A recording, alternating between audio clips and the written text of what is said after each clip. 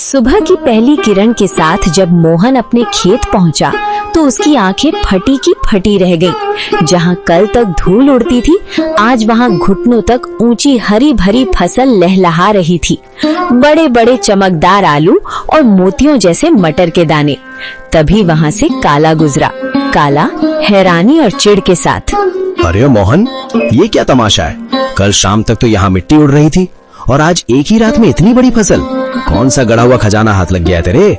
या कहीं शहर से कोई चोरी का माल लाकर यहाँ गाड़ दिया है? नहीं काला भाई, ये ना कोई चोरी है और ना कोई तमाशा।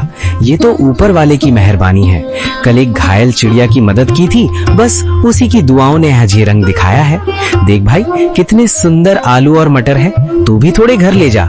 दुआएं? चिड़िया मुझे बेवकूफ समझता है। ये जरूर कोई काला जादू है। जोर से, मुझे तेरे खैरात की जरूरत नहीं है मोहन। याद रख, जो रातों रात उगता है वो रातों रात ढल भी जाता है। काला के मन में शांति नहीं थी। वो जानना चाहता था कि मोहन को ये सब मिला कैसे।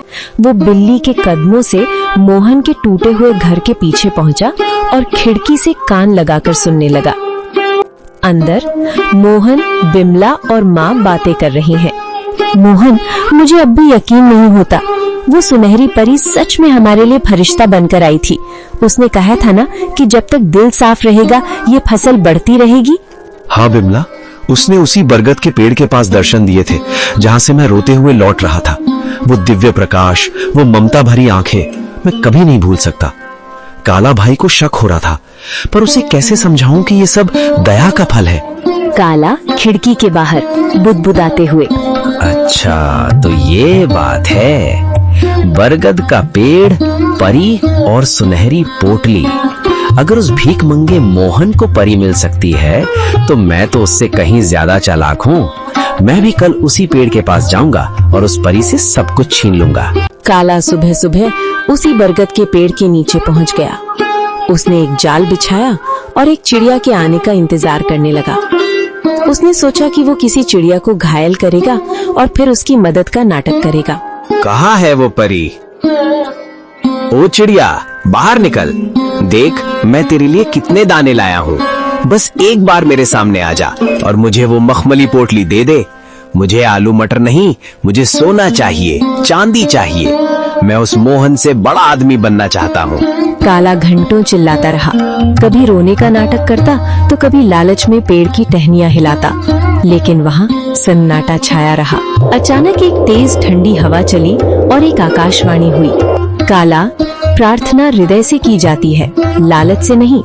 मोहन ने एक जान बचाने के लिए अपनी कमीज फाड़ी थी और तू एक जान लेने के लिए जाल बिछा रहा है। जा, तुझे कुछ नहीं मिलेगा क्योंकि तेरा मन ईर्ष्या की राख से भरा है। लालच की फसल कभी मीठी नहीं होती। नहीं, ये नाइंसाफी है। उस गरीब को सब कुछ और मुझे कुछ नहीं। अगर मुझे नहीं मिला तो मैं मोहन का भी कुछ नहीं रहने दूंगा। मैं आज रात उसके खेत को शमशान बना दूंगा। मोहन ने पहली फसल घर लाई। बिमला ने जब आलू और मटर की सब्जी बनाई तो उसकी खुशबू पूरे गांव में फैल गई। बीमार माँ ने जैसे ही एक निवाला खाया, उनके चेहरे पर रौनक आ गई। पिताजी, ये आलू तो बहुत मीठे हैं। क्या ये सचमुच हमारे खेत के हैं? अब मुझे स्कूल जाने के लिए नया बस्ता मिलेगा ना? हाँ मेरे बच्चे, अब हम कभी भूखे नहीं सोएंगे। बिमला देखो, भगवान ने सुन ली। आज माँ की आंखों में चमक देखी? ये उन जादुई बीजों का ही प्रताप है। बिमला आंखों में आंसू भरकर, मैं तो डर गई थी मोहन। मुझे लगा था कि गरीबी हमारी पहचान बन गई है, लेकिन आज पहली बार लग रहा है कि हमारे घर में भी लक्ष्मी ने कदम रखा है। पर मुझे उस काला से डर लगता है। उसकी नजरें हमारे खेत पर जमी हैं।